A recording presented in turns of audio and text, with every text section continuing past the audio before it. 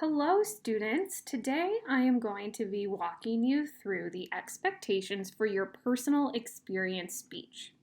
Now I've posted all of the information you'll need to complete this speech under speeches in Google Classroom and under the subtext personal experience speech materials. And I'm going to kind of take you through all of the materials there and walk you through what this speech entails. So in the personal experience speech, you are to choose a highly significant event or moment from your life as your topic. Your topic must be appropriate for an audience at school, and it must also be something that truly impacted you. Consider that you'll be sharing this story with the class, so be sure it's something you're comfortable talking about. Now, with this event or moment, you are going to be telling us a story.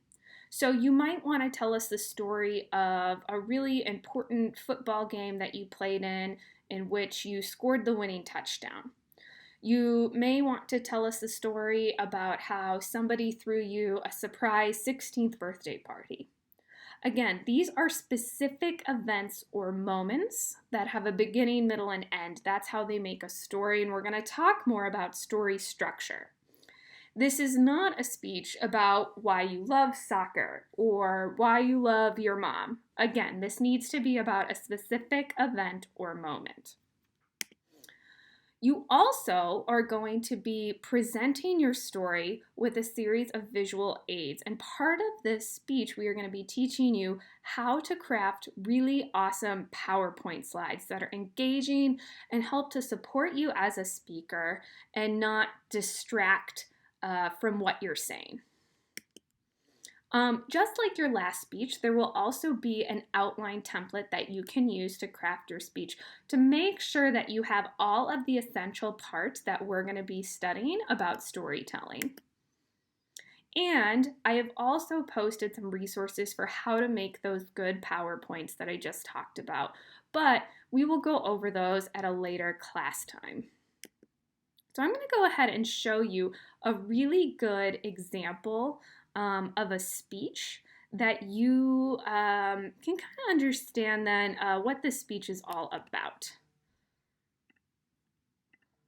All right. Did you know that the average male moose weighs between 840 and 1,500 pounds? This makes them one of the largest land animals in North America. Today, I'm going to be talking about my encounter with one of these magnificent beasts. The story happened on our family trip to Idaho in 2017. We went to Idaho to visit my grandparents who live in Idaho during the summers. My family went and visited the Yellowstone and Teton National Parks. I saw all the wildlife and scenery that Idaho and Montana have to offer. Unfortunately, one of our activities that we planned in Idaho turned out to be more dangerous than we first thought. The experience that I'm about to share with you today has taught me to always respect nature and wildlife and to always realize the threat that they can pose. One day during this trip, we decided to take inner tubes down the river and float down the Teton River. There's the Teton River. It's a fairly long river, and it's supposed to take about 3 or 4 hours to float the whole way. Me, Luke, and Annika packed up the inner tubes one morning and got dropped off at the top of the river. The trip started out really nice. The weather was sunny and warm, and we began floating down the river. It was peaceful and quiet, and the mountains were beautiful. Luke even fell asleep on his raft at one point. Suddenly, it got colder. The dark clouds started to roll in. After a short while, rain was falling on us. We started to get a little worried as rain slowly got harder and harder.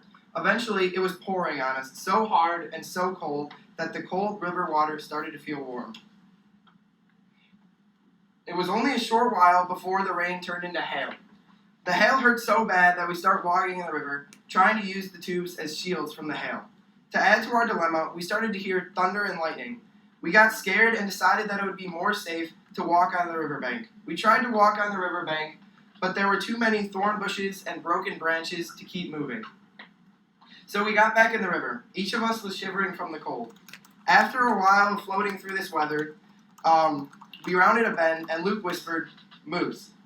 Me and Ani did not believe him until we could see in the bushes the giant rack of a full-grown male moose. We tried to paddle across the river and cling to the branches of some overhanging bushes, The moose was within 10 yards from us, and we kept grabbing at the branches of the bush to try not to float into the moose, who was now starting to cross the river.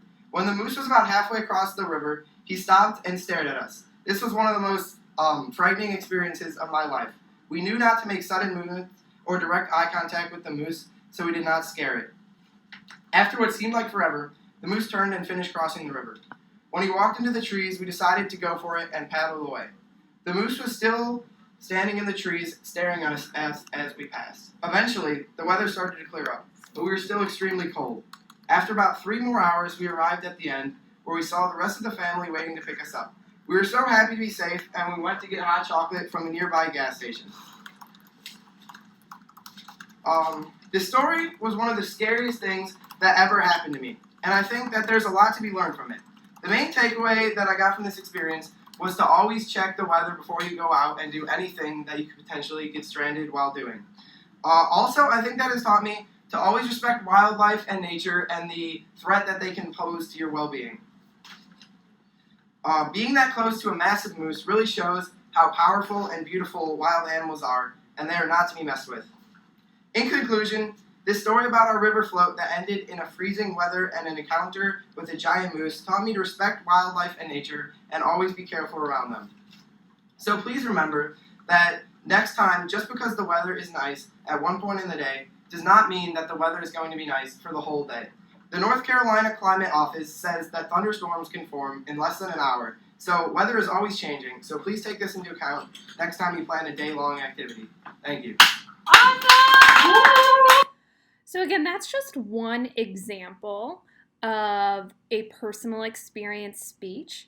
As we talked about already, you're telling a story with a beginning, middle, and end. You're using PowerPoint slides, and you also will be discussing a lesson that you've learned from this experience. So hopefully you have a little bit better of an idea of what this speech entails and can start thinking about what story do you want to tell our class.